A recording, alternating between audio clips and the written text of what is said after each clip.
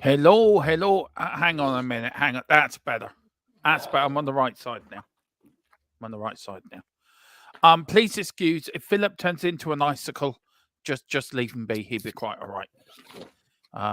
He's now gone back to living how cavemen lived back in the day. Look at them. Look at them. Zip coming up. Willie Scarf, Willie Hat coming on next. Yeah, don't tempt me. So, seriously, why were you shoved into the kitchen? Because I've got a wife. That's why. Need I say more? You should do what I do, Philip. Set up your equipment in the corner of the sitting room. I can't because if I was talking, there's other people in there now. It'd be a bit silly me broadcasting when you probably hear a lot of gossip coming in the background. You know? Well, we like a bit of gossip on this channel. You know that. We're like, you know, this channel's like you're sticking your head over a garden fence, talking with your next door neighbour. You know, trying to get the local gossip. Yeah, but around here that could be the price of cattle in the local mart. You know? Oh, how much is the price of cattle? I haven't a clue. You should know. You live up there. You're a farmer yourself.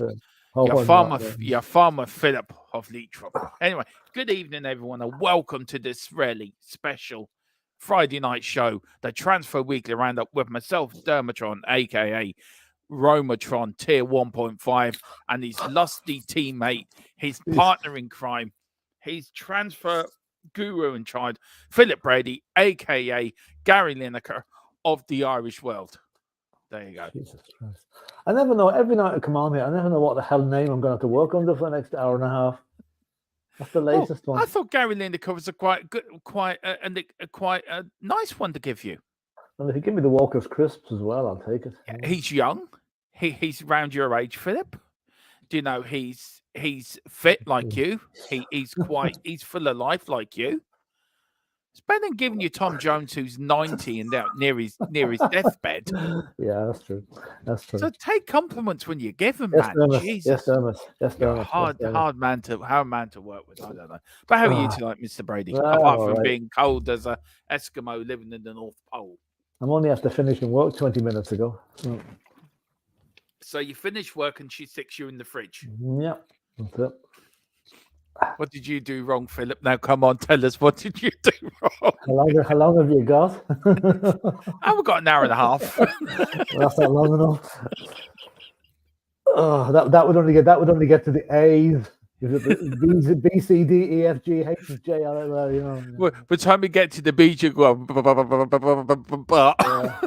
Yes, I know. Yeah. Anyway, let's see now. Let's see who's in here tonight. We've got Liam Harty. Big up, Liam. So, quick question for you: have you seen? Apparently, we are now looking at Gomez from Wolves. I haven't heard anything. I've asked the question. My person I use is actually, I think he's taking the night off. Bless him. Either that or he's hiding from us. I think we've been linked with everybody now. You know, the Spurs have got their reputation now for buying players. We've just been linked with just about everybody. Where's this reputation come from? It's not. It's probably been a sleeping giant. You know, for years we were anything but this. Actually, it's great. It's a compliment. Yeah, it's a compliment to Spurs. So we're either that or Spurs leaders. Or Spurs has just turned over in the bed and just given a big fart. And it's just sent ripples across the Football League that something's happening. But, you know, basically, the cockroach just pushed out an egg or something. Yeah. That's what's happened. There'll be a big egg rolling down the Seven Sisters Road to Arsenal. Flatten the ground with a bit of luck. I think I'm hearing breaking news. The Emirates has disappeared due to a massive cockerel's egg running over it. So that is the latest we've got. Also, adding to that, Philip, I'm also hearing they've gone back to South London because the cockerel has forced them out of Gunpoint. So that's the latest news we're hearing as well. This cockerel's very busy. Good. We've got Simon Cohen. What's the latest, Dermot, please? Well, the latest is down at the bottom of your screen. And it says, once it comes around again, hang on. Waiting. Anyway. Well, I'll do my Swedish chef impersonation while you're waiting. You just did. Read down the bottom of the screen, Mr. Brady. Just read what's on breaking news. Hajduk split are still dreaming of Ivan Perisic as a top target. Understand they will try again. Try their best to make the deal happen in January. Yeah, I mean, Ivan Perisic is not going to play for another 6 months. No. We're paying him. So it's as well to get off the books and let Hajduk split pay him. You know? I mean, Ivan would have been a great player for us this time of the year if he'd been fit, you know. That is the very latest we've got for you, Simon. So we'll keep you up to date. We've got Carl Simpson, goofy evening. Goof evening to you as well, Carl. Was you sure Carl wasn't the policeman in a Hello? Oh, Officer Crabtree. Yeah. Good morning. Yeah, good morning. Good morning. Good morning. Well, I will say this only once. Yeah. Philip is cold. Yeah. Right. Good evening, he said. I'll keep it. Oh, you shouldn't have put it in again, Philip. Carl, that had goofy evening sounds better. Anyway, I'm going to say it anyway. Goofy evening, everyone. Remember to smash the like button and subscribe button. Yeah, we're nearly at 1,720 at the moment, Philip. We're getting there. We're getting 2K. Yeah. Nearly at 2K. Good evening, everyone, says Lou Chili Music. Full-Time Sports Network. Good evening, Dermatron, who put this in himself. Good evening, everyone. And also this guy from Thfc de la Die. Right. Is he back again? Jeez, he's looking at you, Philip. You're like the Gary Lineker of the Spurs community. You really are. Right. See, he likes it. I found something he likes. He hasn't complained about that. We've got Simon Cohen, the best intro in the community. Well, thank you so much. I pressed it by mistake, but I do like that intro, Philip. I know it's fine. It's good. It's good.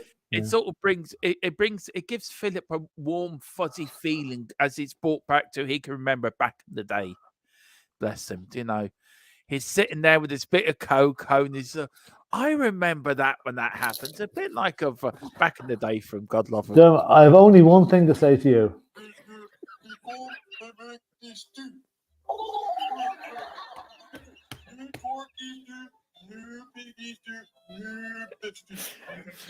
That is Philip talking. Now, did you get that? Did you get that? I hope you understood that now. That is Philip talking to Daniel Levy, trying to get Eric Dyer out the door. We're talking in code.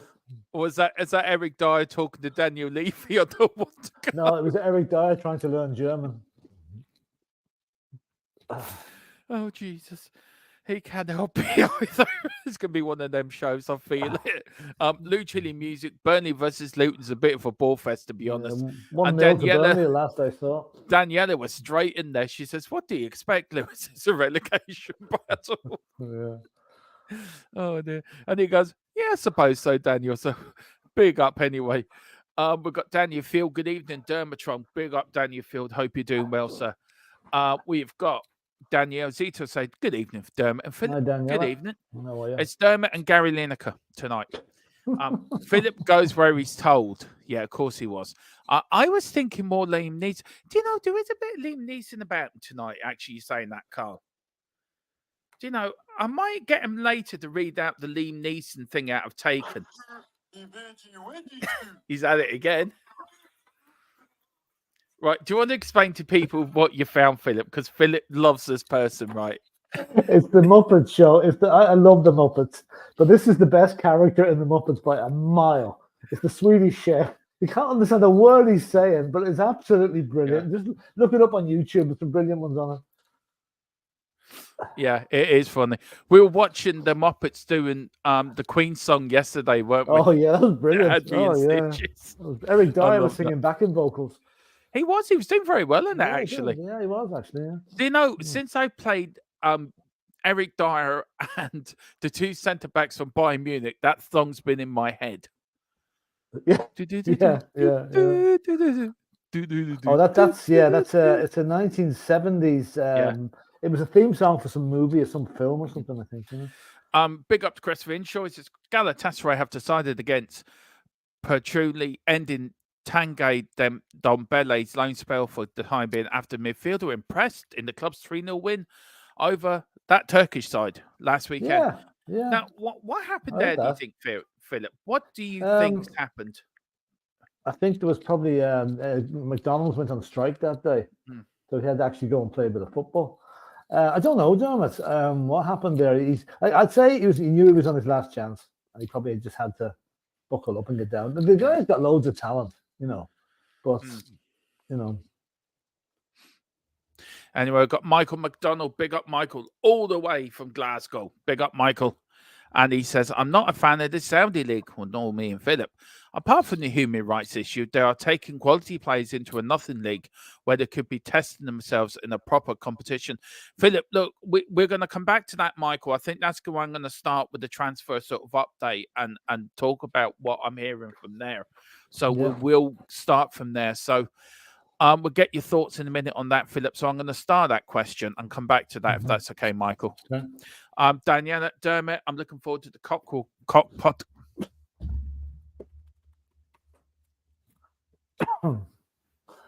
Gotcha.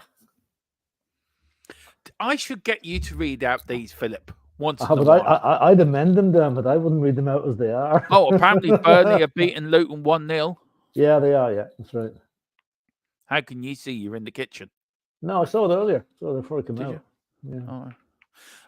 Paul Jones. Hi, gents. Just a quick question. Have you both watched a documentary on YouTube called Britain's Biggest Football Scam? Yeah, that's the Manchester City thing. The UEFA overruling their ban in Europe.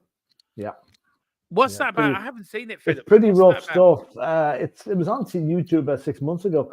It's about UEFA. Remember, Man City were banned from the Champions League for 3 years or something. Yeah. It was about how they overruled us and, you know, got them back into the game again. And I forget the exact details of it, but there was a lot of stuff concealed, you know, that was the evidence wasn't produced at the trial and hidden stuff like that. So it's well worth a watch. It really is well worth. In fact, I would nearly go to say, Dermot, as the Champions League progresses, I think we should maybe watch it again and maybe do a discussion on it, because if UEFA did it once, they'll do it again. I haven't watched it yet, so I need to watch that. I saw it months ago. We've got What's the Point FC? Woo! Woo, woo, woo. No, Philip. It's woo! Okay. You got to put your gut into it, Philip. You got to put your back into it. I can't put my back into it because my back is fucked. But you got to put your welly into it. You got to give a woo. Nice. Okay. You sound like a dog. Woo woo. Meow. No, that sounds like a fucking strangled cat. That does. Anyway, right? You sound like Sylvester's about to eat Tweety Pie. What's up, pretty cat? I thought a Philip cat. Anyway, I did. There's something in the air tonight. There's something in the air tonight, isn't it? Yeah, he's probably saying, "Look at him over there. I'm good. I'm real good. I'm small, but real good." What's the point? FC said, "Yo. I think well, it's a ball thing on a string, isn't it? Yo-yo. I thought a yo-yo was a team that went up and down, up and down. Well, it is, yeah, it is. But it's a game. It's a kid's toy as well. United in the 1930s were called the Yo-Yo Club. Were they? Oh, okay, nice. Because it kept going up and down, up and down. It's amazing when you watch the history of another club to realize how much history we do have actually at Tottenham. Yeah. And more history, actually. We've got a better history, no offense to Manchester United. Right. In the past. In the past, I mean. Yeah. Not recently, Philip. Not under Fergie's, but I mean before Fergie. No. Do you know they only won 2 FA Cups in 50? They only won 2 major trophies in 15 years. Yeah. Back in the day. Yeah. Fergie made up for that. Winning the FA Cup in 1976 to winning the FA Cup in 1983 or 4. So it'd beat Everton in the final. Yeah, was it 83? Did it beat Brighton in 83? Oh God, I can't remember now. 83, they beat Brighton in the replay. All I remember is Tottenham's FA Cup years. Well, do you remember the year Brighton should have won it? The Brighton player was in and he should have scored and he didn't. He fluffed it. Yeah, I remember that. Yeah. 83. Yeah. But that was only their second major trophy in 15 years. Yeah. Yeah, they made up for it then. Yeah. So we're going to make up for it. Eric Dyer, the Benny Hill. Good luck to Bayern Munich. So simply ace. Big up. Can't get copyrighted for that. What's the point? Says Burnley 1, Luton 0. We know that. Got ya, says Daniela. Yes, you did get me. Carl says the Skechers loving German sausage connoisseur has scored again. Harry Kane scored again. That's 2-0. They're up now. Anyway, UEFA are the most corrupt sporting organisation on earth, banning clubs for corruption. LOL. The hypocrisy. That's to do with that documentary. Yeah. Bayern are 2-0 up, says Christopher. Christopher also says 2-0, 3-0 now, says Carl. Is Eric Dyer making his debut? No, he's not in the squad. No. I return with the important update regarding my carpet fitter, says Martin. Yeah? Oh, yes. What is it? Coming further. Yeah, coming further. It had to be Kane. He met Eric Hall, who introduced him into being a football agent. Eric Hall. Now, there's a name from the past. Yeah. I think Eric Hall would have been on good first name terms with Brian Clough. They like that sort of a deal, you know. Is that the fella with the big cigar? Was that him back in the little short fat fella? Yeah, I don't know whether he had a big cigar or not, but yeah, sounds familiar. All right, you know. It was kind of a Del Boy type of character. Was he Vinnie Jones's agent for a while? Could have been. Yeah, I think it was. Quincy Jones, favorite or most memorable Spurs game you've watched? Oh God, that's a good one. I have 3. I have 3. Well, I'll let you go first because you're older than me. So, gentlemen first. Thanks a bunch. 1981 Cup final replay. Obviously, that's the one. The second half of the Ajax Champions League semi-final. Yeah. That's another one. Third one. I think this is more recent, and it's because I was at the game. It was a 6-2 against Leicester last season. You know, no the reason that it was great to see Sonny get his hat trick that day. You know? I suppose you didn't go back to the 70s, Philip. Seriously, I could have done, but I mean, you know, I'd rather give a match that I can say I saw the 90 minutes of. The 70s only show highlights. first match, the one I remember my dad had. It's not my first match, but it's my most memorable match. I went to see Tottenham versus Sheffield Wednesday back in the first year of the Premier League, and we played Sheffield Wednesday at White Hart Lane. Chris Waddle, I think, scored 2 goals that day against us. I remember my dad sitting next to me. Right, my dad wasn't the biggest football fan in the world, right? Bless him. But he took me to all the Tottenham games, and God love him, he did. And he didn't like football, but he got into it as he got older, right? Yeah. And I watched them. There was me, little Dermatron, into it, shouting, "Come on, you Spurs," and all up, and "Come on, Tottenham," and all this, right? I look over to my own man. What's he doing? Sparked out asleep next to me. Asleep. He's the one that bad, brother. Yeah. Oh, yeah. I don't understand if it was Arsenal he was at, but no, come on. He did that twice, right? The second time he did that was Everton, and he went out for a skinful the night before. You know how us Irish love drinking, right? So we're out about 5 in the morning, right? And he took me to Tottenham, and I went there, right? And he fell asleep. The sun was right into his eyes, right? And he dozed off. He only woke up when Tottenham scored. He went, "What's happening? What's happening?" I said, "For score." "Oh, Jesus, that's good for you."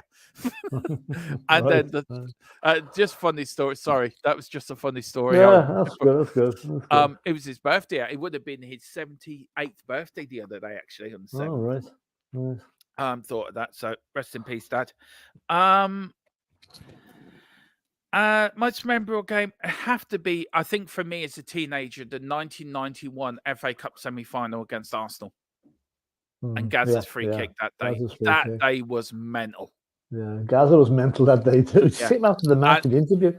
Yeah, I'm gonna get measured for me suit. Yeah, that's it. Oh, dear. And also the game against Ajax as well. Of course, that night I didn't see the game. Derby was in hospital with a heart, and I remember coming in with a massive Audi bag with McDonald's in it to sneak it past the nurses, right? Because we were both hungry, and she ate mine as well as hers, which I still haven't forgiven her for. Yes, you do. She's looking at me now, thinking, "Who, me? I didn't eat you McDonald's that night." You did. And there was a Liverpool fan sitting in the waiting room. And I said to him, "Just ask them what's the score." I was thinking, no hell chance are we going to win, right? And he looked up at me and went, "Your fuckers are in the final." Well, do you know? And I went, "Who? Tottenham?" He went, "Yeah." I went, "Tottenham." He went, "Yeah." I said it 3 times, like, yeah, you're taking the piss here or something. So there was a fella who put a TV on for me in the reception, and there it was in big right letters: Tottenham 3, Tottenham in Champions League final. And I went, I'm looking at it going, "Nurse, I think I'm going to need some medication." Need a heart attack. But you know, I've got a story about that day as well. We actually, a friend of ours died in Liverpool. Yeah, and we flew into Liverpool the morning of that game. God, you tell the most. But I really hear this though. It was to go to the funeral. So we went to the funeral, and we were gonna. We had friends living in Birmingham, so we said we get the train down to Birmingham and fly home from Birmingham. So got to Liverpool about 9 o'clock in the morning. Now this was the morning after Liverpool had done the Barcelona miraculous comeback, right? And they were still coming out of the pubs in Liverpool at 9 o'clock in the morning with the Liverpool just singing, "Hey, we're in the Champions League final," you know. Yeah. So anyway, that was great. Got on the train, went down to Birmingham. They had dinner for us. We arrived about 7:45. Remember, we were late enough getting down, so they're having dinner. Ajax 1-0 up. Oh, yeah, fuck that. 2-0 up. Dinner was finished. Do you want to watch the second half? No, I don't. So eventually, come on, we watch it. So I watched it anyway. So 2-1, 2-2. Hey. 3-2. I did a slide across the carpet and then even out through the French window at the end of the house. I still get slagged about it. Right. Yeah. Just a quick. I got sent this. Eric Dyer's got a new job. No. I thought we were leaving poor Eric alone, Dermot. I can't help it. Carl sent me that. I can't help me that. There's Eric Dyer. He's looking well, isn't he? Yes, indeed. The only problem for me, I've got a problem with that, Philip, is he's got a very big, hairy head. I was going to say his head's got even bigger, but anyway. Yeah. And the problem also got his nose is very big. What's he been doing? There's two. You see Tuchel behind him there. You see Tuchel in the background. He's there. He's now saying to the goalkeeper, "What the hell did I do?" Oh dear. He said, "What the hell? I didn't know we'd signed Paddington Bear."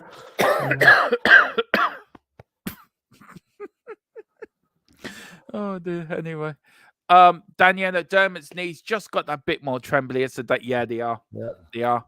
I tell you, the second part of this song's coming on nicely. You can't have another line to be beat United on Sunday. Spurs are on their way to Wembley. Philip's getting all excited. He's going to run out of the house with his topper around his head. Hey, what are you doing now? Be professional, man. I would just get rid of him for a time. That's what you're getting every time you go off on a rant. Anyway. Taxi for Maicon. Yeah, that was a great match too. The Bale versus AC Milan, Inter Milan. Yeah. The carpet fitter said he said he also fitted Bernie Ecclestone's daughter's carpets. Wow. I bet that wasn't £5 a square yard. No, I bet it wasn't either.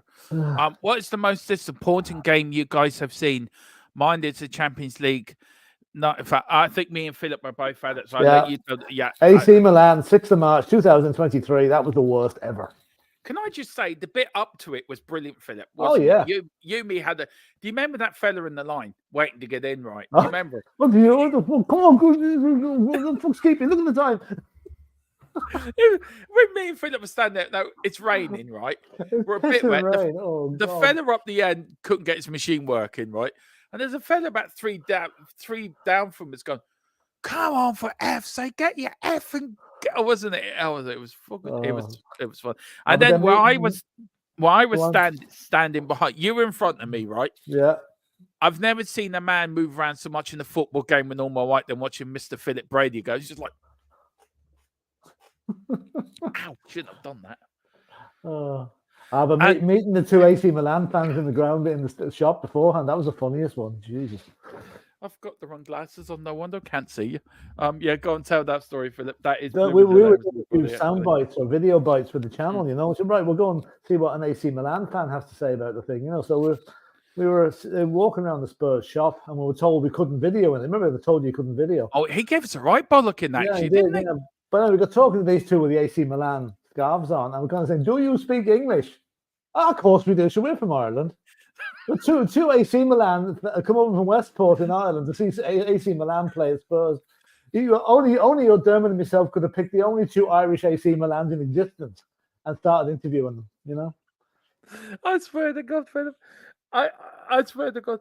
The day before that, right, I went over for 4 days with Dave and Jack. And I have a terrible problem with flying, right? I cannot stand flying. And I got onto the plane and I said, right, I'm getting off. I'm going home. I cannot. And now I've bought my ticket. 4 days of accommodation has been paid for.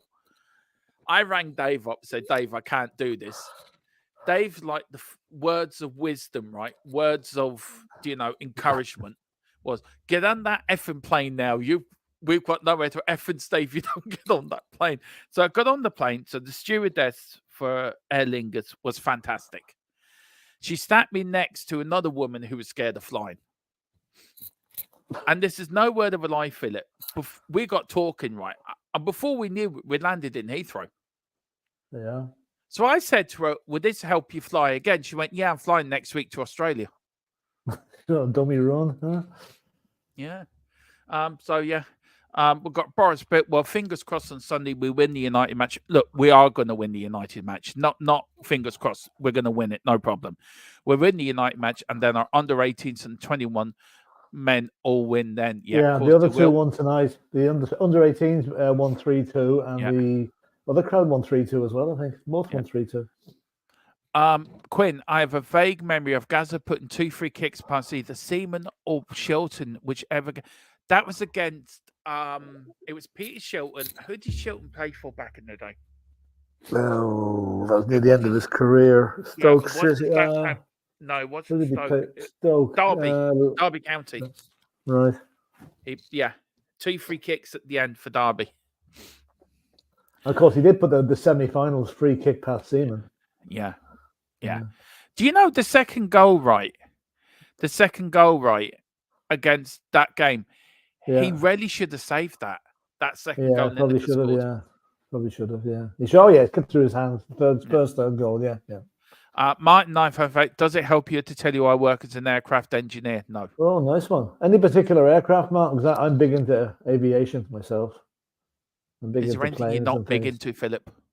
Nah, better not stay on here. Maybe could cause problems. So you're big in the porn industry as well? No. Big Phil. I'm just fascinated. I'm just fascinated by aircraft. I don't think you heard what I did hear. Yeah, maybe I'm just ignoring it. Big Phil. His name's is. Sure. I'll set the Swedish chef on you again. It's Big Phil's his name. Sorry. It's bad enough freezing to death out here. You insulting me in the. Sorry. We've got MHQ Big Up. He says Derby. Correct. Michael McDonald also says Derby. Martin says Shelton wasn't go for Arsenal in the FA Cup semi-final. I wish it was. It was David Seaman. We've got Carl says Tom's looking for a new private plane. I love Carl. He backs me up. And I've worked on both business jets and commercial jets types like Boeing. And wow, very interesting. Interesting. Yeah. What do you reckon? And The Luton Boeing have equalised. 737 Max, the 9s. Are they? 91st minute. Oh boy, that doesn't open them any good, really. No, someone had to win that match. Now, Mr. Brady, let's crack on with the show. And look, we're gonna start with the transfer stuff, and we're gonna take it from there. So. Look, we're going to go through the news earlier today, guys. We've got conversations between Benfica and MC on final details for Fernandes deal still ongoing. It could be a different formula and no longer a permanent transfer, so that's only a rumour. We've got Skip isn't available. It may change if Gallagher comes in. Oh, is that Olsen out, Philip? No, Elise. You read that one out. Go on. Elise says Skip isn't available at the moment. It might change if Gallagher comes in. Elise is out till February. I don't see him moving this month due to injury. Because Skip will only come to Tottenham or leave Tottenham if a certain other player comes in. This particular one here, I think. Yeah, go on. Do you want to read them out? Conor Gallagher was close to joining Spurs during the summer window. Chelsea are not currently in talks to extend his contract and would sell him for the right amount of cash. Oh, yeah. Hang on. There is more. Conor Gallagher negotiations have begun to sort out a deal. That's interesting. As I said, it'll never be easy dealing with Chelsea, but here we go. And this is what we had earlier on about Ivan Perisic. Hadrick Split want to sign him and do their best to make it happen in January. Hope they do. No offense, Ivan, you've been a good servant, but you're no good sitting us with an ACL injury, Now, Philip, look, this has been our window so far. Dame Scarlett's been recalled. He's now injured from Ipswich. Hugo Lloris has transferred out to Los Angeles FC. We've got Reguilon, Keeley, and Phillips. Well, Reguilon was being recalled, but Keeley and Phillips have both been loaned out to Barnet and Plymouth Argyle, respectively. We've got Matthew Craig being loaned out to Doncaster Rovers, so Colin be able to keep an eye on that one. Yeah. Then coming in, we've got loaned in. We've got Termo Werner. We've got Radu Dragusin, both in from RB Leipzig and Genoa. Jess Spencer's gone the other way to Genoa, and Eric Dyer has been loaned out. Basically, he's left Tottenham to go to Bayern Munich. Where are you in the window? Look, we discussed it last night, Philip, and I gave it sort of 8.5. Are you still around? Is that good business, do you think, for a January window for Tottenham? Considering it's only the 12th of January, I think it's excellent. I think it's really good. We've got rid of, we've offloaded Hugo Lloris. Sergei Reguilon will go as well. Ashley Phillips has gone out on loan. Matthew Craig as well. We've got full-time, we've got Eric Dyer is gone. And Jed Spence will go on loan, probably never to come back. So, yeah, we've done well. There's still a couple of will they, won't they players. Will they go? Pierre-Emile Højbjerg being one of them. That's going to be interesting. Oliver Skip obviously will depend on whether Gallagher comes in. So yeah, like I don't think we've finished yet. I really don't. Where are you on the Højbjerg thing? Do you think it's more or less what happens with Gallagher? Probably, probably. Yeah, I think so. Yeah, I think so. Sorry for back in a minute. Sorry. Yeah, okay. Yeah, I think Højbjerg will probably go. I mean, I know he's played okay for us with a couple of major mistakes, but he's done a job when we've needed him in midfield. Like our midfield was down to bare bones there, and he came in and did a job. Fair dues to him, but I don't think he's an Ange player. He's not a box-to-box player. He's not I don't know. Gallagher would have more going for him. Gallagher's a better goal threat as well. So that's one worth watching. Timo Werner coming in, that's a bit of a shock, to be honest with you. He came out of nowhere, really. And I know he didn't do great in Chelsea, but the guy has got pace to burn, and he's a worker. He tracks back, he closes down, he does everything that Ange will want a player to do. He's 27 years of age, and he'll see this as his opportunity to get back into the German squad for the Europeans. So I think it's a no-lose situation for Tottenham to bring him in. If he doesn't produce the goods, we can hand him back in the summer, and if he does, we can buy him for 17 million, which is buttons compared to the fees that have been mentioned at the moment. Yeah. Well, this is his sort of. I've done a quick scout. I haven't done a proper scout report on him, but this is sort of his history. Well, he is, of course, as Philip said, 27. His birthplace, of course, is Stuttgart, Germany. He is a 5'11" height striker, and his position is forward, Philip. His current team, of course, is Tottenham Hotspur. His number will be number 16. He would take the 16 shirt. Now, these are the plays he's played for Stuttgart. He made 95 appearances and 13 goals, and then he went to Stuttgart 2, 1 appearances, 1 goal. Then he went to Leipzig, 127 appearances, 78 goals. Then that's some record. That's a brilliant record of Leipzig. 127 and 78. That's about nearly a 70% strike rate. Yeah.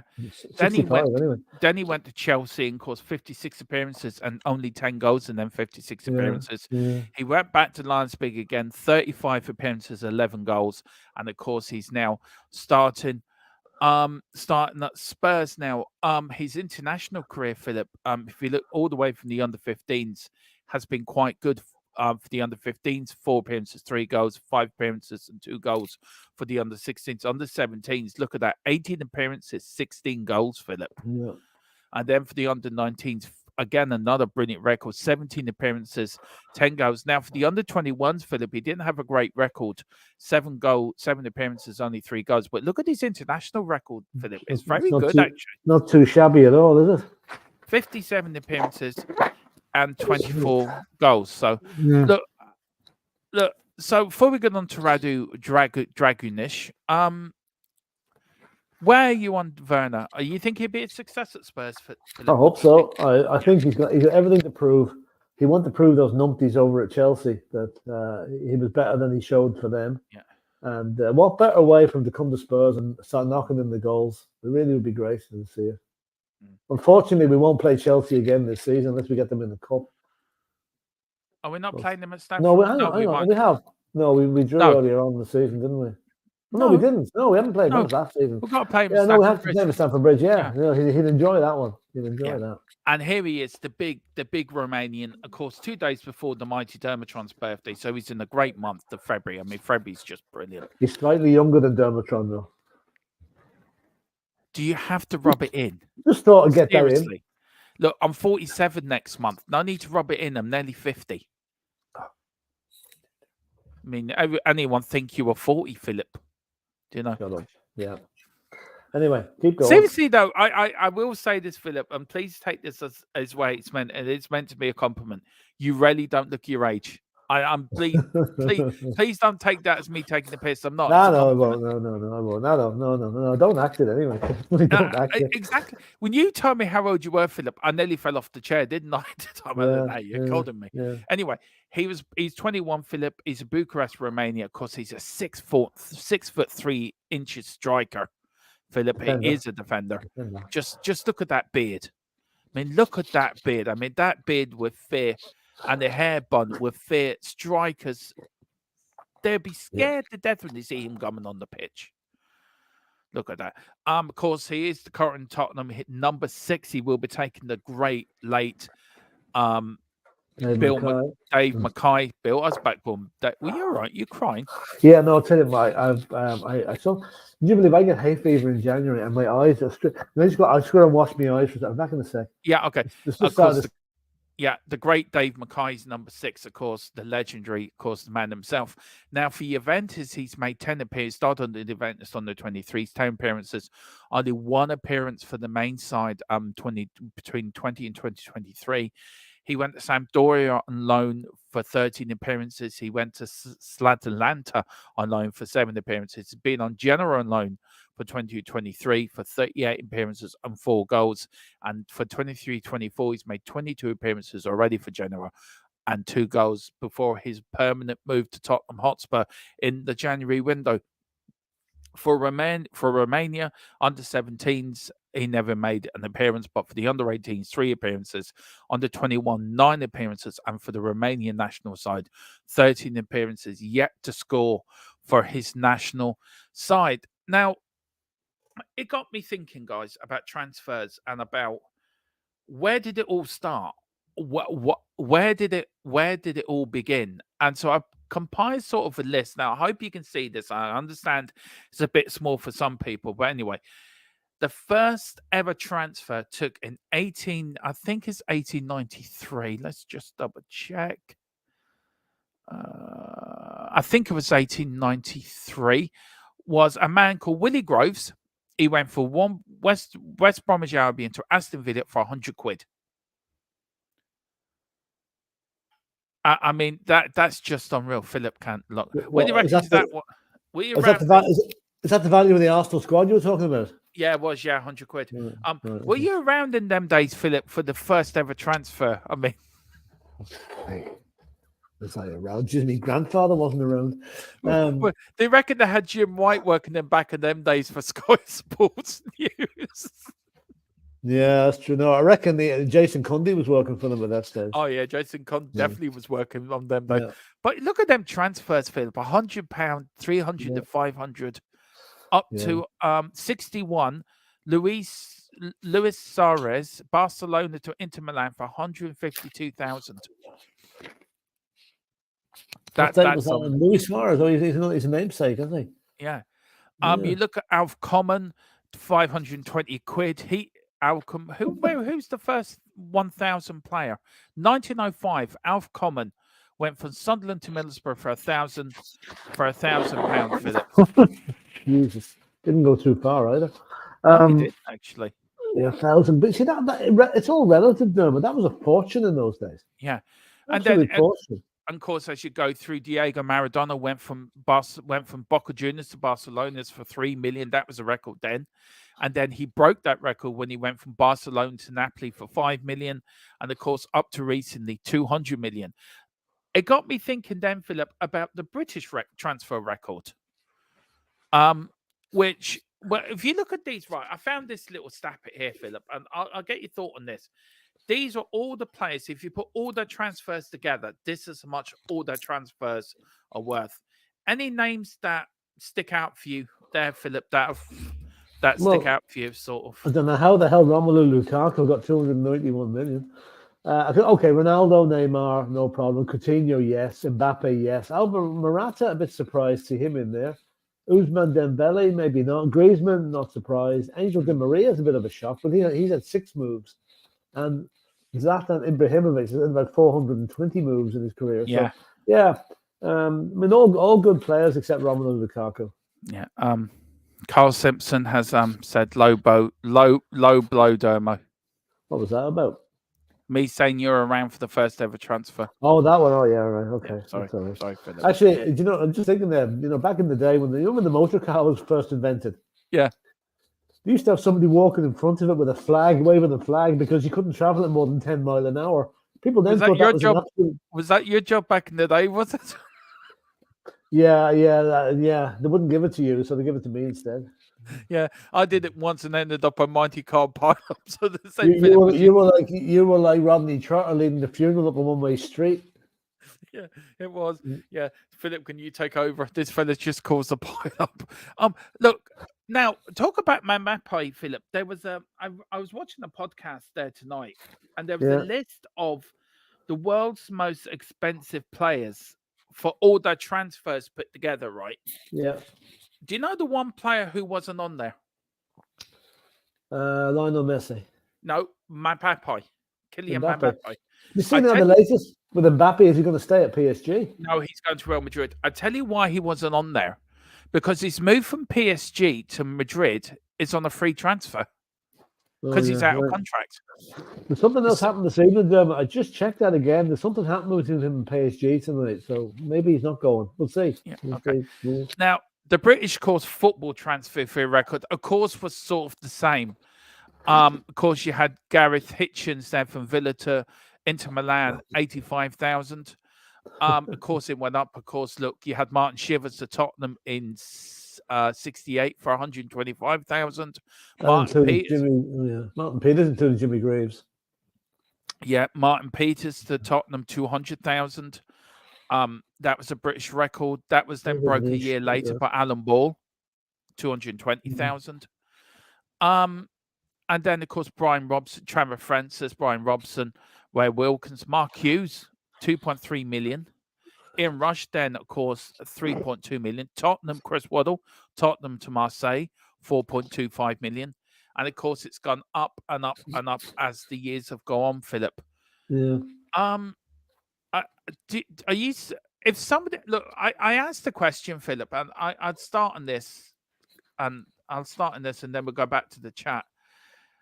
When Willie Groves went from West Bromwich Albion to Villa for 100 quid, did anyone think back in them days that players would go for over 100 million? I don't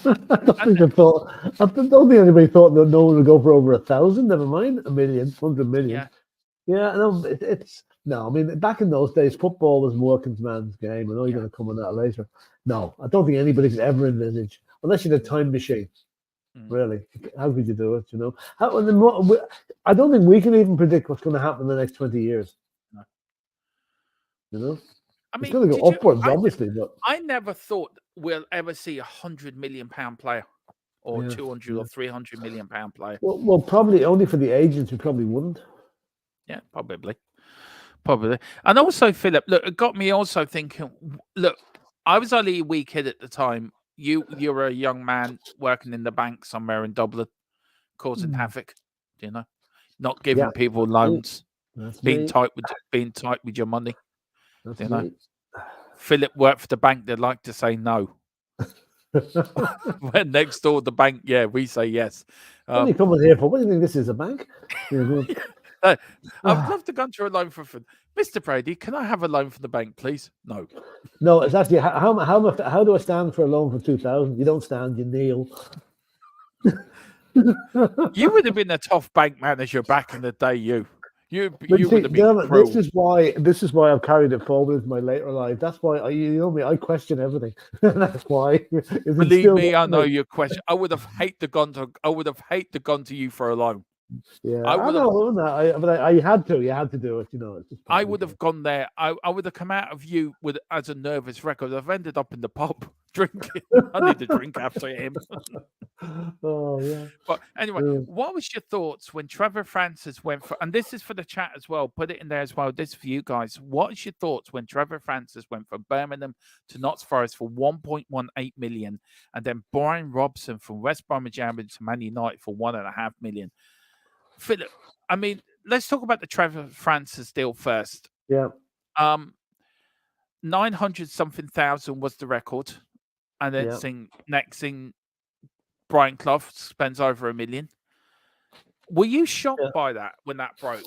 Well, I know you say, look, it is what it is, but were football fans shocked by that amount at that time? Yeah, there would have been, because again, it's relative. It was the highest price play. It's like someone going for 150 million today, there'd be headlines written about it. Like I just took. I'm classing Jimmy Greaves as the first £100,000 football, although he wasn't. It was a pound short. Yeah. That was in 1961. Trevor Francis went from, I think it was 1979. So in 18 years, the transfer record had gone up 900%, or 1,000%, 9 times, 10 times. So just then if you look at the next decade, it would have gone up another 10 times, up to 10 million. So it seems to go up in stages. Trevor Francis was a good player, and look what he achieved in Nottingham Forest. The poor lad's dead now. Brian Robson, I reckon, that's probably one of the best buys Man United ever made. Brian Robson. He was a great player for West Brom, and he was an even better one for Man United. So, yeah, I mean, it was a lot of money. I'm sure at the time they were given the bank manager, Manchester United's bank manager, and Notts Forest bank manager's palpitations, because they probably would have had to borrow some of the money to pay for those players. I don't know whether you can buy them on the drip at that stage or not, But yeah, it was a big occasion. But as I said, it's now, when you look at that now, you wouldn't even pay. You'd pay that for a team in the second, a player in League Two now, would cost more than that. So look, if you look at these transfers, Dan, you look at them now, Philip. Where are we? I mean, Michael McDonald put here, when we would see £1 billion player. I think we're a good bit off that now. If you go on the strength that it took 18 years to go up from 100 to 1 million, you're probably talking 100 million, 150 million. Oh, I don't know. Will it ever go that? Not in our lifetime, anyway. I don't think so. I think we'll see the £500 million player. Oh, probably, 500 million, probably. That mightn't be too far away at all. But $1 billion is, a lot to reach. I was just thinking, how good was Brian Robson as a player? Forget who he played for, but how good was he, Philip? How important was he for Manchester United? And he scored some brilliant goals, long-range goals, for Man United, even against us. Yeah. But how good of a player was he? Was he underrated, do you think? No, he was captain of England, so he wasn't underrated. He was injury prone. He was a bit, yeah. He was a bit. I'm just working. How long did he stay at United? I'm just seeing how many years he stayed. He stayed up there, I think, to 93, 94. Yeah. He went to the end of the double season. He would have gone. He was there about 9 or 10 years, wasn't he? 84, 85. Yeah, I mean, he won. It was good to see. He was part of the Ferguson revolution at United. Yeah. Okay, it took a few years to get the trophies in the door, but once they did, he was good. He was a good player, great player. He's one of those players. I think, even though you might not support Manchester United, you admired him. You thought, a bit like Roy Keane, that type of player. Don't get me started on Roy Keane, that traitor. Left his country when we needed him. Okay, we'll keep off the hanging the fences just for a while now. No, have you got over that? No, seriously though, Philip, have you got over that? Yeah, of course I have. Yeah, I have. Yeah, but I mean, at the time, wrong. It was wrong at the time. At the time, it was annoying because we could have done so much better. We did well in that World Cup. We could have done so much better if we had Roy Keane. But I admire his principles. He stuck to his guns, and he didn't like what was going on, and he spoke out. Yeah, I get what he was talking about, right? But he could have put his country before pride. Well, what he could have done was he could have bit his lip, gone to the World Cup, played his heart out, and then come back and give him a bollock. And maybe he should have done that after the event. But Roy Keane doesn't do that. Roy Keane wears his heart on his sleeve, and he could not be untrue to his own feelings and just let them have it. Roy Keane doesn't like Alex Ferguson, right? There's a big beef, but he's got no respect for him. Do you think Roy Keane, Alex Ferguson, had more of an effect on Roy Keane than Roy Keane would like to admit he had? Oh, I'd say he did. Yeah. I mean, your manager has an effect on you. I mean, Roy Keane was one of the most successful players for United. Look at all the trophies he's won. I mean, fair dues to him. And, but no, he probably did. Okay, maybe there's a bit of a beef between. He's not the only manager or person he's been fighting with in his life. Roy is fiery. He will not stand fools gladly. Not that Ferguson is a fool, but no, I'd say if they ever met at the game, they'd have shake hands, have a drink together. I think they'd be big enough to do that. Yeah. Look, before we get on to how Quinn Jones' question, I just want to get your thoughts. We all know Franz Beckenbauer passed away this week, Philip. Yeah. Also, Zagallo, the Brazilian manager, passed away last weekend as well. Only 3 men now. Only 3 men that won the World Cup as a player and a manager. And I didn't know this until the podcast earlier. I was watching. Only one's alive. That's right. Beckenbauer won it with Germany. Zagallo won it with Brazil. And Deschamps. Deschamps with France. Yeah, Deschamps. Yeah. If you look, let's start with Zagallo. Brazilian World Cup winner 58 and 62. Yeah. Probably didn't see much of him, Philip, back in the day. But how important do you think he was to Brazil? He brought the 1970 side to World Cup glory. How important he won 3 World Cups, didn't he? Yeah. So how he won it as a manager for Brazil in the 70s. Let's start on Brazil first then. How important was it Brazil to go back to their past players who've won the tournament? And does that sort of resonate now with Brazil that they should do the same thing again? Well, because they are in a bit of doldrums at the moment. They are in a bit. Now, I'll tell you what happened to Brazil. They won it in 58 and 62, right? Yeah. They won it, and it came 1966 in England at the World Cup. They got literally kicked off. The Pele got literally assaulted in that game. He got injured. That was the end of Brazil. It was a shambles. What happened to Brazil in that game? Can I ask you a question? Sorry, Philip. So did he get injured in 62 as well? If I'm right. I think he may have done. Yeah, he may have done. But in those days, he wasn't allowed substitutes, so he had to carry on. But in 66, he wasn't allowed substitutes either. But he got literally assaulted. Brazil got kicked off the pitch. I just can't remember exactly who they played. But I was a kid at that stage. I remember watching those matches, and it was sad. It really was sad. And that was also the game that North Korea were beating Portugal. And North Korea, nobody ever heard of them. And we're beating Portugal 2-0 until Eusebio got his act together, and then Portugal won 3-2. One of the most famous World Cup games ever at Goodison Park. But poor old Brazil. I think if Brazil hadn't got kicked off the pitch the way they did, they would have won the World Cup in 66 as well, ahead of England. But circumstances dictated they weren't allowed to. So where would you mark that? I mean, Jazz Fusion says here, 90. We're going to get back to your point, Queen Jones. I have started it, so we are going to get back to it. 1970 Brazil and 74 Holland, the best national sides I ever saw. Yeah, the 70 Brazil team was unbelievable. Carl says, wasn't it more Mick McCarthy than the team? You know, he left both then, didn't he? Really, you know, it was Mick McCarthy with the problem with, but the team he left the team as part of it. 1974 Holland with Johan Cruyff. And Naiskins and all these guys. That was a brilliant. But unfortunately they did not win the World Cup. Germany beat them in the final. We've got football. Okay, good work here always. Well, thank you very much. It's very kind of you. Very kind of you. Just go through the quote and then we'll get back to it. We've got Malcolm, one of the Saudi clubs besides you. That's on the billion. That's on the billion. Yeah. Somehow, Michael, I don't know. I don't think the Saudi league is sustainable for that type of money. I thought that had Dyer would have been the first £1 billion player, but his contract had to run out. I know. I think he meant a billion penny. Jazz Fusion says Tandanga is a £250 player. He's a good quarterback. Yeah. And he says we will see a £1 billion player, or maybe in your lifetime, Michael. But I don't think in mine, Philip. Now we go on to Franz Beckenbauer, Philip, a player who I know you watched him play, so you've got experience with this man playing. Yeah. How important was Franz Beckenbauer for football? But how important was he for the German side, coming from player to manager to after 82, Philip, a World Cup final defeat against Italy? Of course, he takes over for 86, gets them to a final, and of course, wins it in 1990. How much of experience do you think he would have taken from all these World Cup wins as a player into that job as manager of a national side for the World Cup? Yeah, well, I mean, he was only a kid in 66, but he was still one of the best players in the German team. Then he went on to 70 when Germany beat England, got revenge on England in that one. Franz Beckenbauer pretty much invented the sweeper system in football and was a great exponent of it.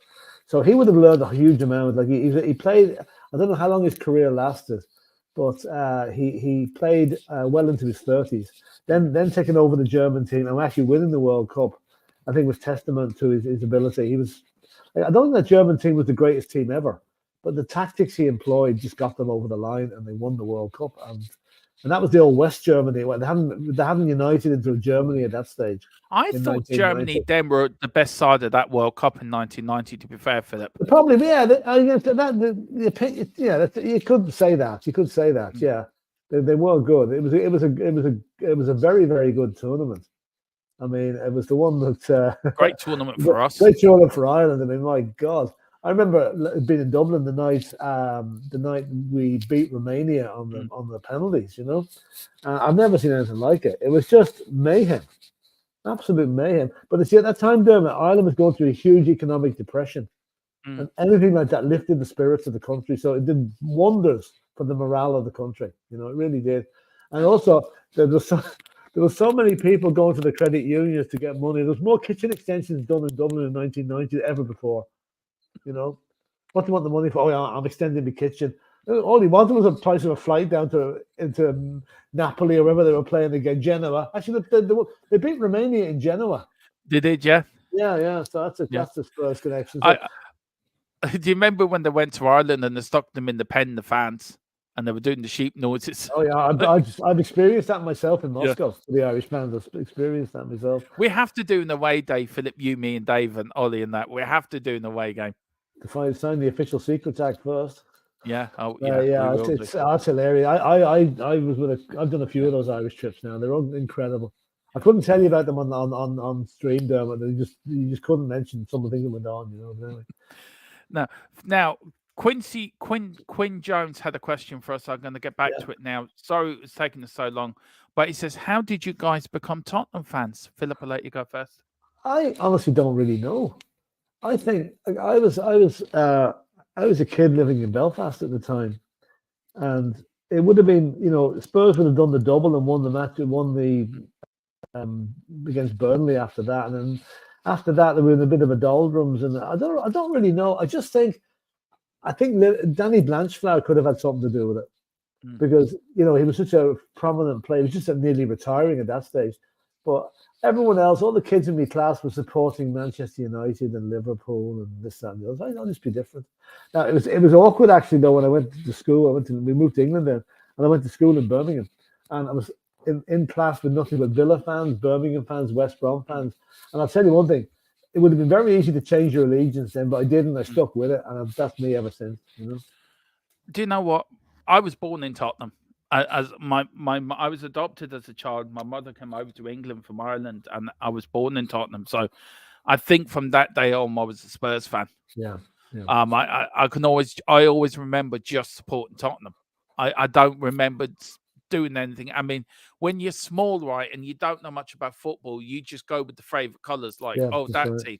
But when you start to notice football, and I think, it's always been Tottenham and always will be Tottenham. Yeah. But do you know another reason I supported them, and I've forgotten this one now, it's just reminding me of it. When I was a kid in Birmingham, and this is when you'd be under pressure to go and support another team. Our school, I played in the school football team, and our football team colours were white and blue shorts. So that was it. It was meant to be, Yeah. I mean, let's see what let me know in the chat as well. What made you support Tottenham? I'd love to know what you guys do.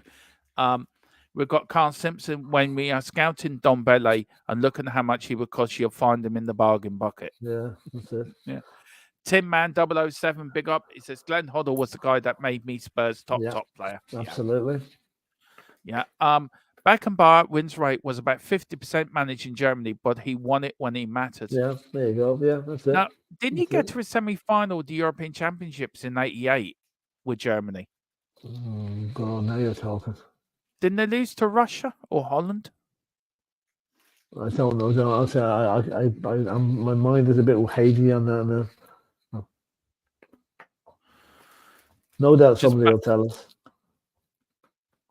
Oops. Carry on back in a minute, Philip. Sorry. Okay. Well, we'll come back to that one, Michael. And what's Carl saying here? Philip and Glory hunting after the double. No, I didn't actually.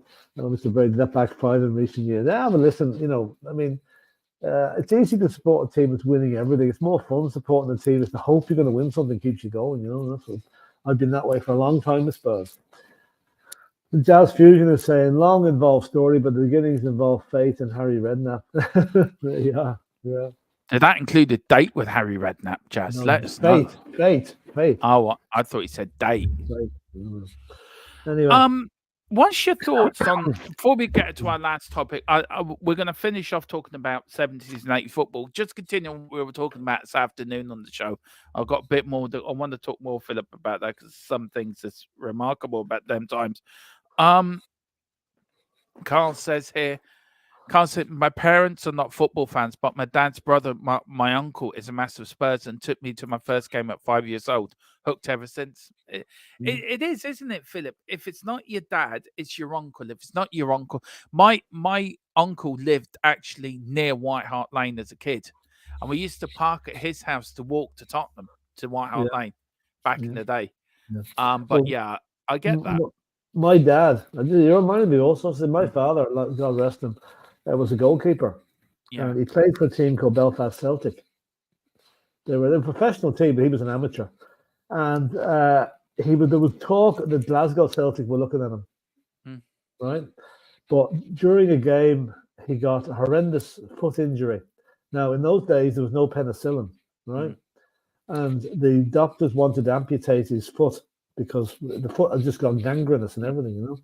But my late aunt, his sister, who was a doctor, just qualified as a doctor, wouldn't let them. So he lived the rest of his life. That was the end of his football career, all right. But he lived the rest of his life with a limp and a hole in his foot. It was, I couldn't look at it. It was horrible. But at least he would have been on a crutch only for that. So, no, that destroyed his football career. But those things happened in those days. Imagine you could have been playing for Celtic, Philip. Yeah, there you go. Yeah. He always told me that the Celtic scouts had been looking at him, you know. And apparently, he was a good goalkeeper too. Yeah. Were you a good goalkeeper? No, I played left back actually. I was a full back. You're a Chopper Harris type player, were you? Kind of, yeah. Kind of. So you were. If you look at the transfer window, Philip, for Tottenham and the whole Premier League, it's been very quiet, hasn't it, for 12 days? What do you put that down to? Do you put that down to clubs haven't got a lot of money to spend, or what is it? It's been weird, hasn't it? It's apart from Tottenham, it's only news that's starting to come out, really. I don't like January window is not normally a window a lot of clubs do business in. And it's one we wouldn't normally do business in, but needs must. We had to do it, and we've done it. And I think the rest of the world is only waking up now. The other teams will now be playing catch up to Tottenham. They've seen that we have taken the march on the top six. We definitely have. I mean, and when I watched Sky Sports last night, and they were actually praising Tottenham. First of all, I thought I was dreaming because they don't normally do that. But they were saying so much positivity about Spurs and what job Ange has done at the team. Werner and Dragusin are going to be two hell of innings for Tottenham. So I think we've done what we hoped we would do. Get the transfers in early. We're so used to waiting until the 30th, 31st of the month, at 5 to 11, and going to bed with nothing happening. But this is different, and we're not finished yet. But we definitely, we are the team. We are the team at the moment in this transfer window. We have taken the march on the top six, Philip. We really have. I think we have. And I think when it comes to April, I think that's when we're going to see the benefits of it. I think this second half of the season, we get all the boys back. We get Romero back. We get Maddison back. And Sonny and Basuma and Papa Sarr come back from the African Cup and various things. From February on, you watch us go. From now on, watch us go, but even more from February. Now, look, we've got Jan saying finances reasons why that's so true. That is so true. Look, the last bit of the show, Philip, we were talking about it earlier about 70s and 80s football, and I was saying to you how much I love watching 70s football. And I ended up watching the history of Man United the other night. Don't know why. I just did, and it was really interesting. John Motson did the narrating for it, which is I love listening to John Motson anyway. He always makes anything a bit more excited. And it got me thinking when I was doing this show, putting the questions in, Philip, was 70s and 80s football more a working class game than now? Oh yeah, absolutely. I mean, you even look at the grounds that players went to, or the fans went to, right? Chances are you stood on the terraces, right? You had your scarf and your rattle and your rosette on, right? If you had a few bob extra, you might go up into the stands, which there wasn't that many seats at the ground. You bought your bovril and pork pie at half time, right?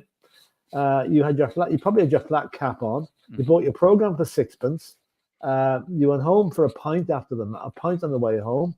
Nowadays, what happens is you come along, you park your car, you go into the restaurant in the stadium, you have your beef bourguignon, or you have your pizza, you have your pint of lager. You go out and you sit in your seat, which costs you 65 quid. You disappear 10 minutes before the break to get a drink at the bar at half time, miss a couple of goals. It's gone. Roy Keane never said a truer word when he mentioned the prawn sandwich brigade. Yeah. Because they are the ones. They're the ones that the clubs are pandering to at the minute. They're the ones that want the bums on seats at the highest price. That's why you've got VIP sections. That's why you can buy tickets to meet the ex-players after the match. None of that went on in the 60s and 70s. No. It's and the 80s even. It's only since the Premiership came in that this has happened. And while it's good to see the facilities better, the game has lost an awful lot of its raw passion, I think.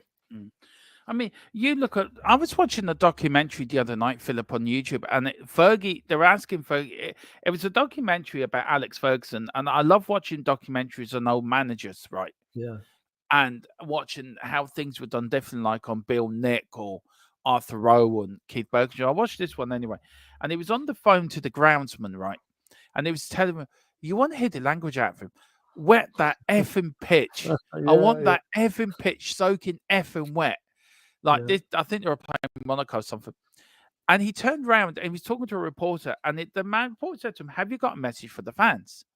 And he said, "Well, the people that come on Saturday are more like they're not proper Manchester United fans," he says. "They're not proper fans. The fans on Wednesday night in the European Cup game will be proper fans." So the question to that, Philip, and the sort of a whole thing, it's people like him, right? When we go to Tottenham now, we see a lot of overseas fans, which you could probably class us as overseas fans, Philip, in a way. Not really. No, they're football tourists. They go to games, mightn't even know who's playing, but they'll go with the match.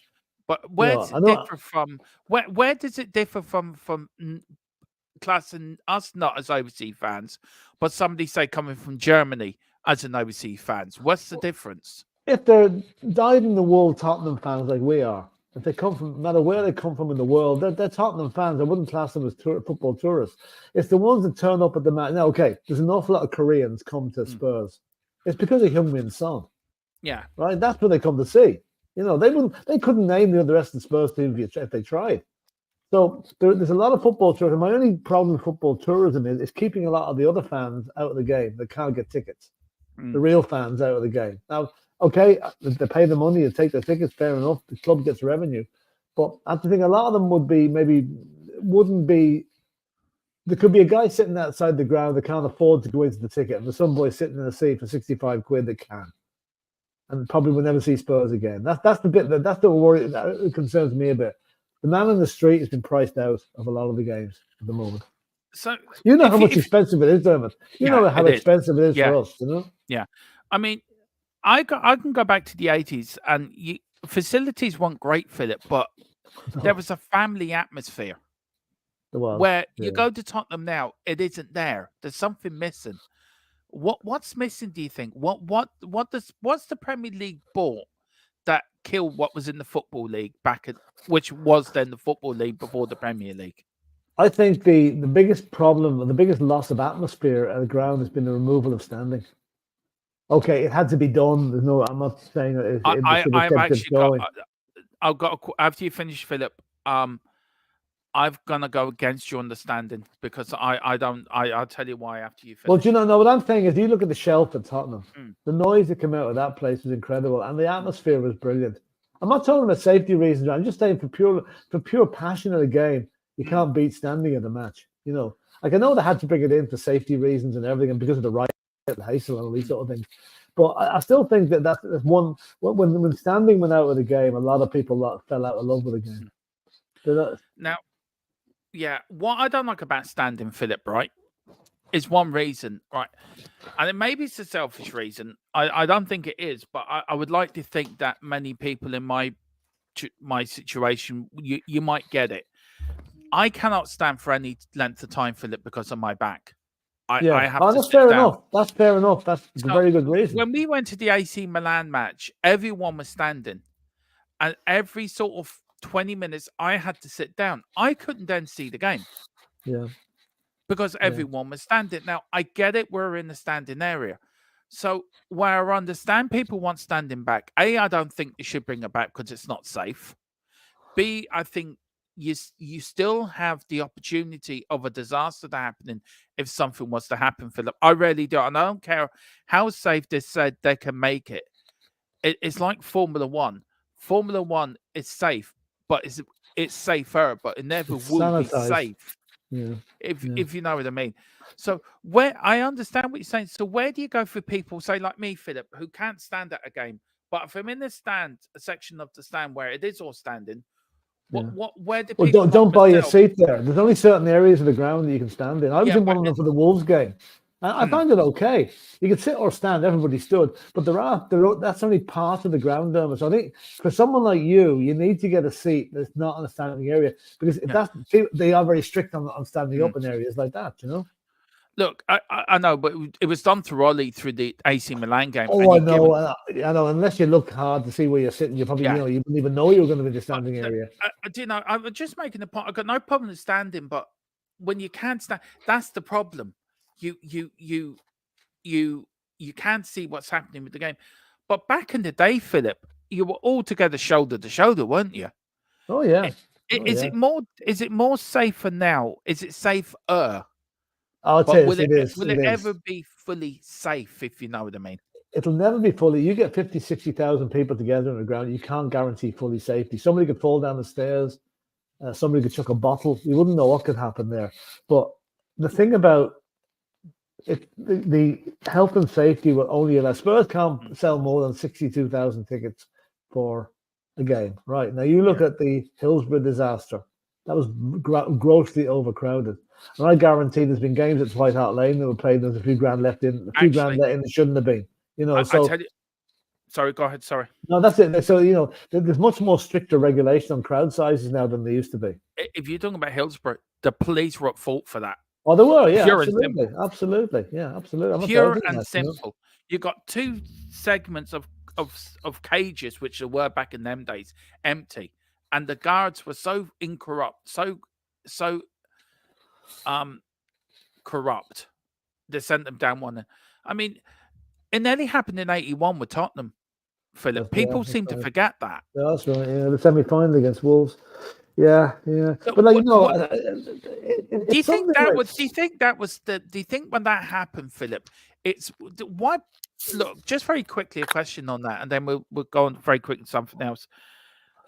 What was the catalyst? Was Hillsborough the catalyst of years and years and years of not investing into stadium and into facilities for fans? Was that the catalyst in British football to say, hang on, it has to change now? Heysel was the one that started it in 85. That was before Hillsborough. Like Heysel and Hillsborough were the two that got people thinking that they had to do something about the ground, and that's where the all seating came in from.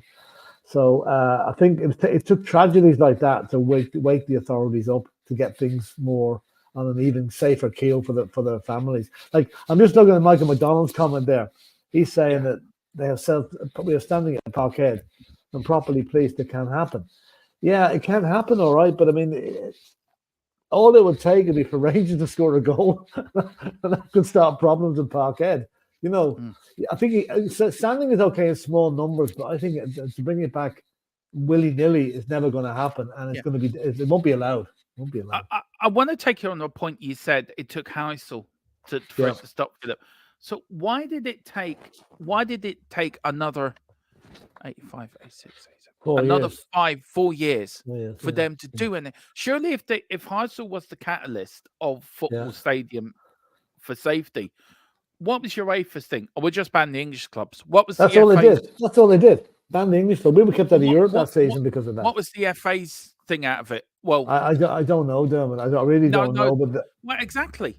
It was nothing. They did nothing about it. They had to wait till it happened on their home soil before anything was done. Why did it have to wait 4 years, Philip? Why? Exactly. Government in action, FAA in action, the Football League in action. Everybody passing the buck. It's not my responsibility.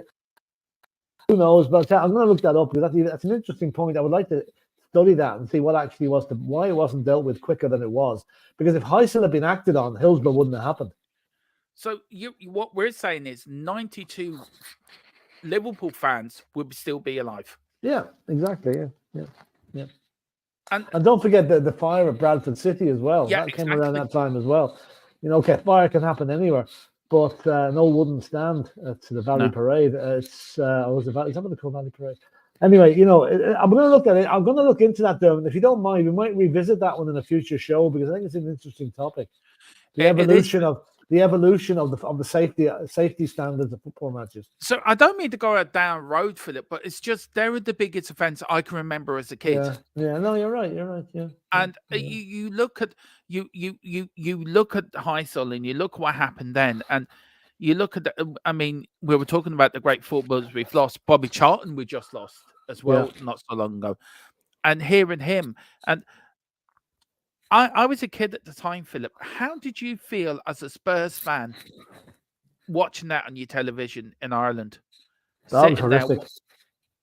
What was going through your head what was going through your head as a football fan? Were you sitting there in disbelief, or were you sitting there thinking something's got to happen? What was your raw emotion of that night? It was horror. I think it was okay at the time. Now I have to say, I was more angry at the Liverpool fans. Now I believe it was a 50-50 split. What caused it? But I was more angry with the Liverpool fans because that kept Spurs out of Europe, and it was just a horrible time, and it put football really in the dock, if you like, for the next few years. I mean, I don't think we were let back into Europe for about 5 years. Yeah, and again, I'd love to go. That's a subject matter on its own, Dom. I think we'll cover that again because that is well worth. It's a history lesson and why things are the way they are today. Yeah. Okay. Well, listen, Philip, we're going to go through. We've got a bit of breaking news actually. Valentini's Baracco's long-term deal at Brighton has been signed with the following details: a contract valid until June 2028, club option to extend it until June 29. Official statement expected soon, as Brighton already paid the 10 million release clause to Boca Juniors. So that is Brighton getting their first signing in, guys. Yeah. It's just broken the last few minutes. Valentino Baracco has signed for Brighton.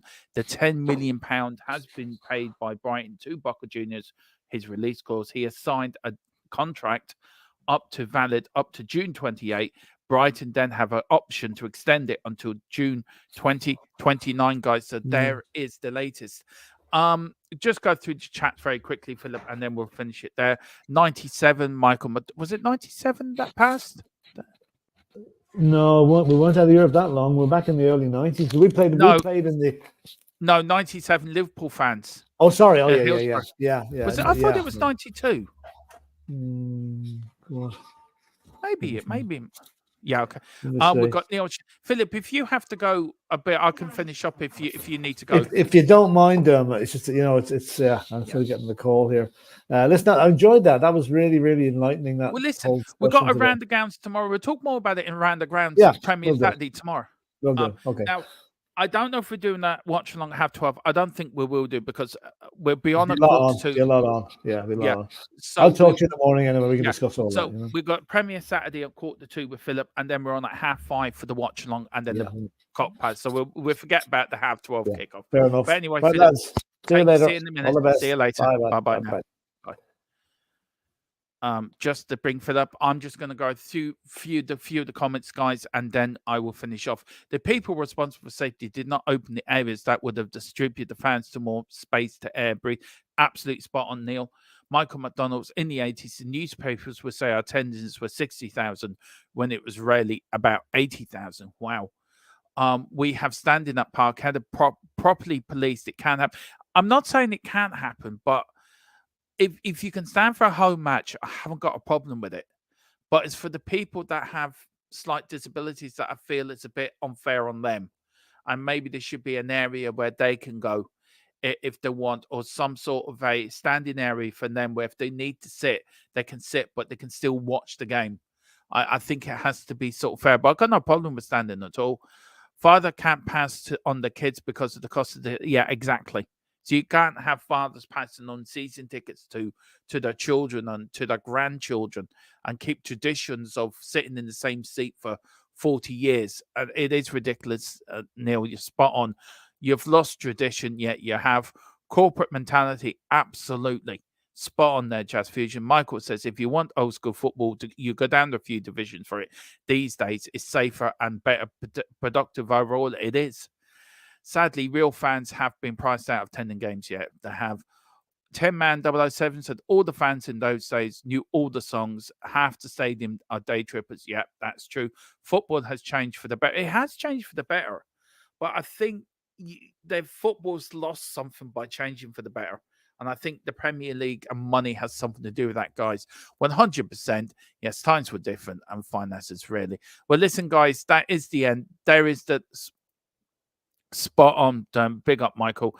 Night, guys. I can see you tomorrow. Carl, I'm going to finish off soon. I'll see you tomorrow, guys.